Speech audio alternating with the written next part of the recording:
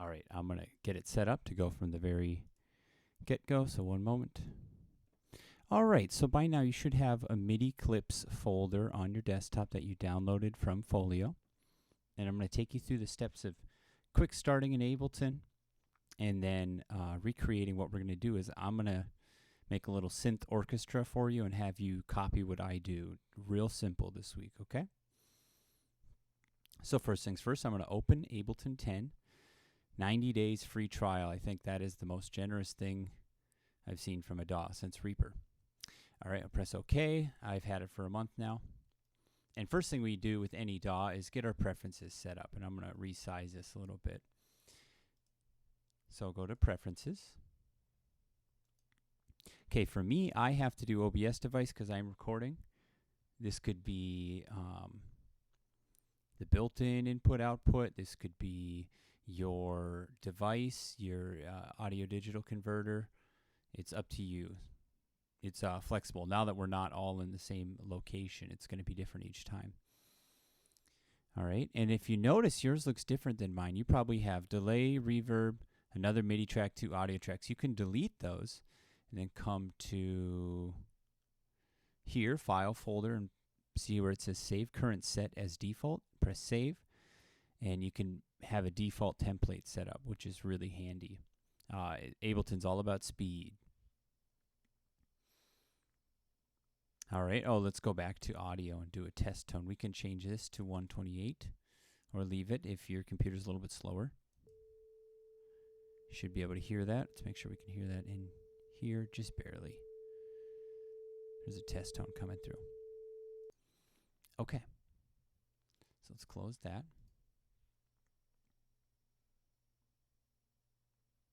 All right, what we're going to do now is create a folder. So save live set as, and let's call that last name underscore MIDI, all caps.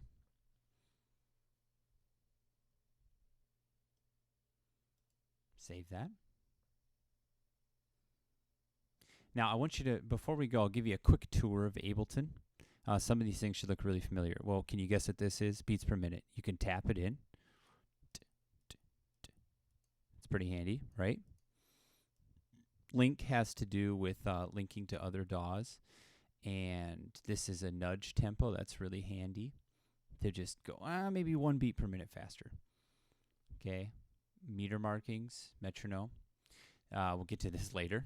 Get to these later. This is your transport state. I think you know what these do. This is your loop right here. Over here you can see if you're getting MIDI signals. Everything else we'll go through in more detail later, but if you didn't want to wait for me, look at this bottom left here, the info view. Make sure that it is visible. You can press this little arrow to make it visible and invisible. All right, I'm going to have my groove pools also. So what we can do is just mouse over stuff. And look, it says track activator. Solo Q, and it explains what it does. This is such a handy feature of Ableton. You can just scroll around and look at stuff. Click here to activate the arrangement loop. Arrangement loop, what's that? Well, right now, see how it looks kind of like a mixer? It's up and down. If I made a bunch of these tracks, this would look more like a mixer. And if we had audio tracks, it would look even more. Here's the fader, and then we'll have a bunch of them, and yada, yada, yada. Well, Ableton is designed for live performance, so when we get to that later, you'll see why what the view we're in right now, called session view, up and down, is so handy. But we're going to go to arrangement view. All right, if you're feeling squished at all, you can stretch this out. You can spread this side. I was wondering if I could stretch that. I can't. But that's okay, though. All right, so we're in our workspace. What I want you to do is take operator and you can just drag it anywhere on this track. So do you see what I did there? I'm going to Apple Z, and I'll do it again. Operator, I have the track up top. Just drag it on. I could also drag it down here, drop an instrument or sample here. I don't mind if I do. Operator is a very powerful synth that comes with the Ableton suite. and we're going to use it to explore synthesis, culminating in a project where you pick a sound and try and match it. But first, you're going to match a sound that I create, and it's going to be very simple. So what we're going to do is make 3 of these operator tracks by pressing Command D or Control D for duplicate. We could do this a really slow way by doing Create, Insert MIDI track, and then dragging this on again. That might be nice because then they'd be different colors. We could change the color right here too, though. All right, so let's call this one Arpeggio. Press Tab to go to the next one. Call this one Melody. Call this one Bass. All right. So let me minimize OBS here. And we're going to drag in some clips. And I have right here my MIDI clips folder, which you will have. And we're going to drag in MIDI arpeggio to right there. Import tempo and time signature data. Well, it's literally the same, so we're going to say no. And what's nice is, since this is MIDI, we don't have to worry about any sort of, if it wasn't the same tempo, it would stretch perfectly. We wouldn't even have to touch it to do that. So make sure they're all in the right space.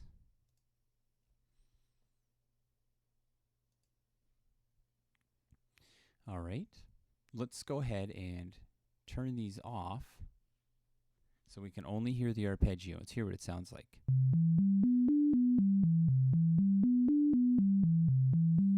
Put a loop around it, so just drag this thing to surround it. See, it snaps to the grid really easily. Press the loop button. And it's just going to keep repeating. Okay, so it's nice to have a loop like that going so we can focus on adjusting certain qualities of these synthesizer sounds.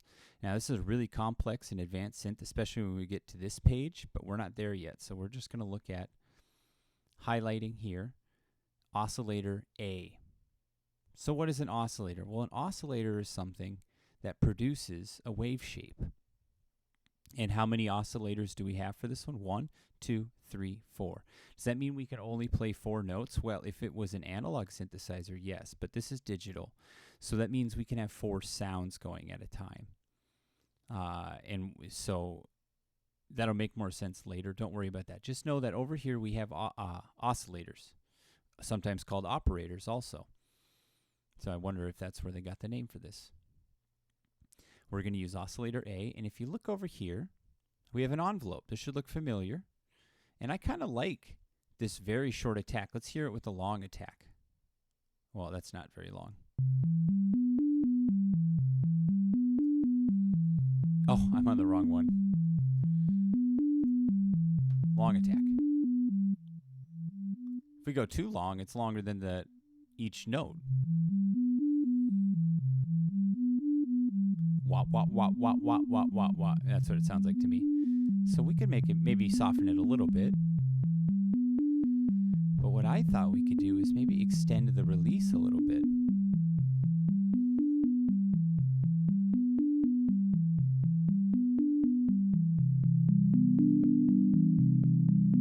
That may be a little too long. There we go, perfect. So they overlap a little bit now. Now, that's the first thing we can adjust is how the volume happens over time. And there are other envelopes within the filter as well. We'll get to that on another day. An envelope for the LFO we might actually put in on one of these. An envelope for the pitch, which we can turn on and off. We won't do that now. So instead, we're going to just stick with one envelope for this is affecting the overall volume of oscillator A. And if you notice, these are at negative infinite decibels, so these are basically turned off. We might as well just turn them off. All right, so we're back on A here.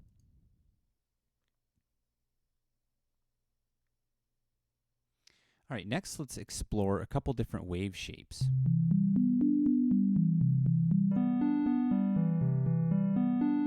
Ooh, that sounds nice, right? Let's hear... That's a square wave.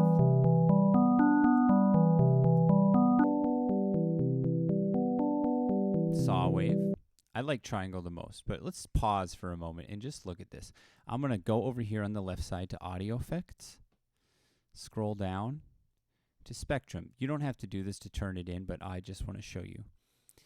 So notice here, this is our harmonic spectrum.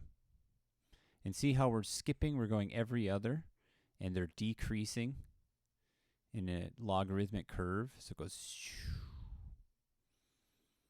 All right, let's see if it looks anything like that in the spectrogram. I'm going to maximize this.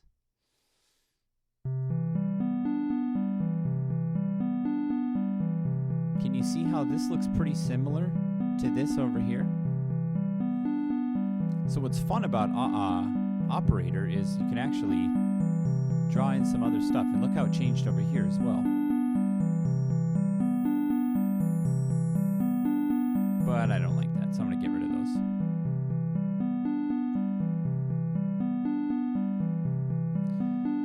What if we changed it to a saw? Go saw 16. See how there isn't that space there? There isn't a space in between them as clearly. What if it was white noise? I'm going to go, oh, I hope it's not loud. So white noise is random frequencies generated equally across the whole spectrum. So when I do this, it might be randomly occurring, but it's pretty even across the whole spectrum. Watch it again.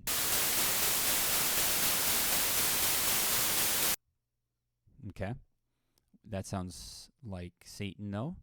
So let's go back to triangle. We have these nice every other harmonic skipping. It's a good sound. A lot of times they use this for flutes and reedy instruments when they're recreating them in MIDI. Okay, so I'm mostly happy with this. I would like to explore this filter a little bit, though. And as you can see, it's a low-pass filter. And if we click on filter, we can see what it looks like. Let's drag it down to about 1,000 and turn our resonance up to 50%. Now watch that little hump pop into play. Let's listen to it now.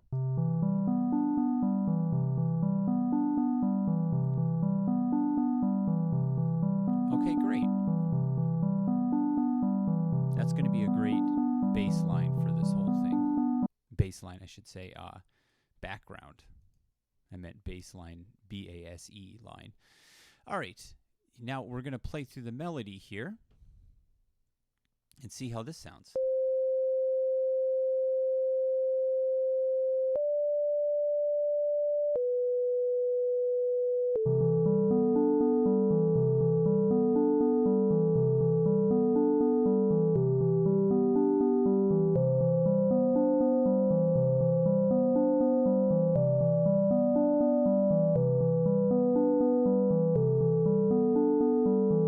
So right away, when something like this, it's I don't want to say stagnant. It stays in one note for a long time, though. It does become stagnant if we don't do anything with it over time. So how can we affect a synth-generated sound over time? That should be a clue right there. We are going to use an envelope for that. And to start off, let's just do an amplitude envelope, just the volume of the whole oscillator. And let's make it last about 350. Oops. Just come down here. Oop.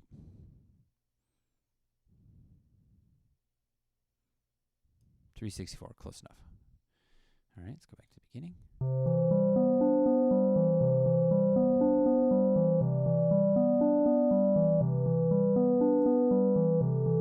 I think a little longer release.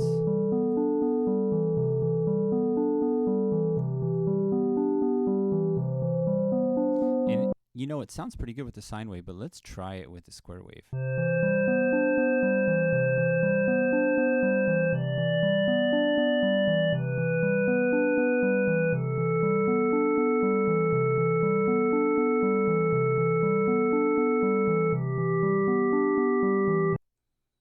Okay, so that was okay. I think let's try a saw wave. So notice with this square, it's skipping every other and decreasing a little bit each time. If we went to triangle, it's skipping every other but decreasing quite a bit. And then it slows the decrease as we go along.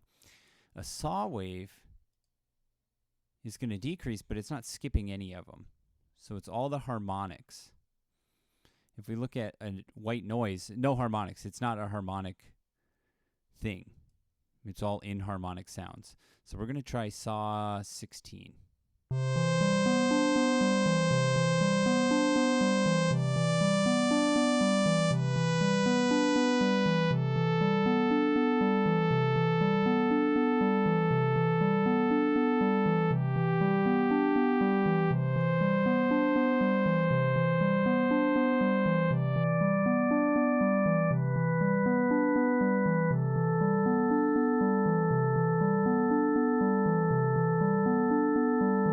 So I ended up with Saw 4, meaning the first 4 harmonics.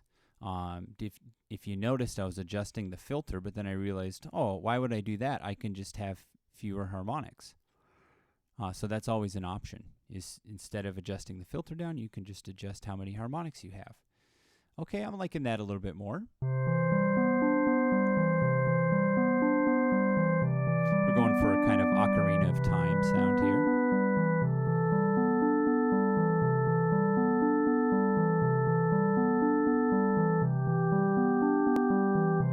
Okay, so now we're going to throw in an LFO here, and there's a lot of uses for an LFO, namely dubstep is when they got really popular.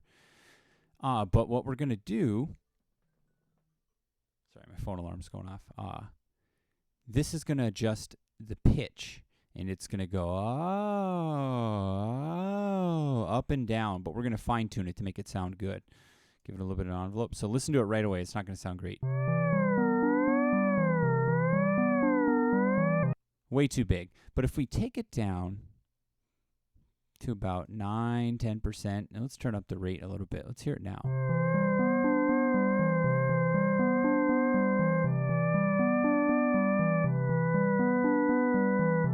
Ooh, I just noticed this.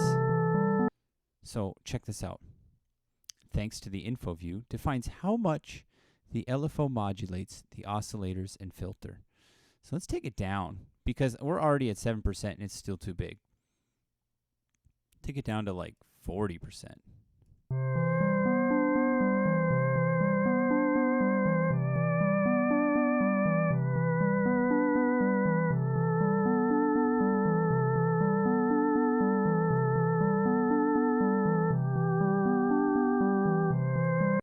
So what this is saying is, at most, this LFO is going to move the pitch up and down by 30%. Okay, to the next half step at least. Over here, we're saying what percentage of that percentage are we going to actually do? So we're doing 12% of 30%. Sets the intensity of the LFO. Note that the actual effect also depends on the LFO envelope, which we also changed, because I don't want it to start off right away. I want it to come in gradually. So now we have an envelope for the note. Right here, see, I can look at the oscillator. And then we also have an envelope for the LFO. If this is confusing to you, don't worry, please shoot me an email. Just copy what I do, and we're going to do this through routine. You'll start to, the goal is to just expose you to a lot of this, and you'll start to get an ear for what it's going to sound like before you even hear it.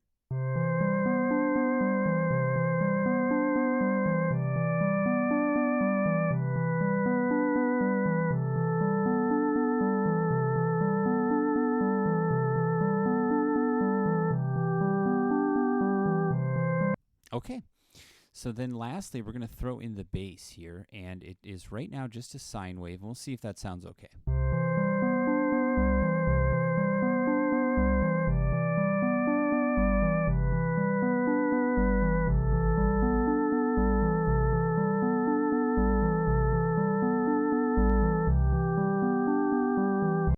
I think it sounds all right. It needs to jump out a little bit more, so let's try it with the square wave, huh?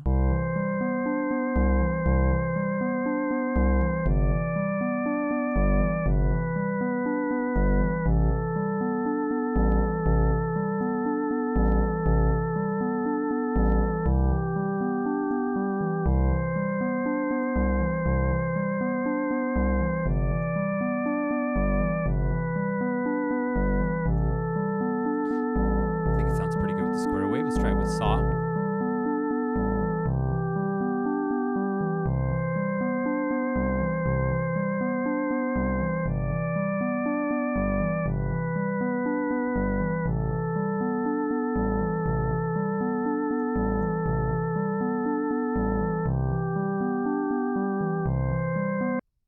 All right. I'm pretty happy with that. And I think if you can set this up and then start experimenting on your own, you'll get the best experience just by screwing around with it. So what I want you to do now is save these. So go over to this little old floppy disk looking thing, and it's going to save this in your user library. And you can rename it. Let's call this bass. All right, we're going to do this for each of them. Save this one as melody. And then save the arpeggio one as arpeggio.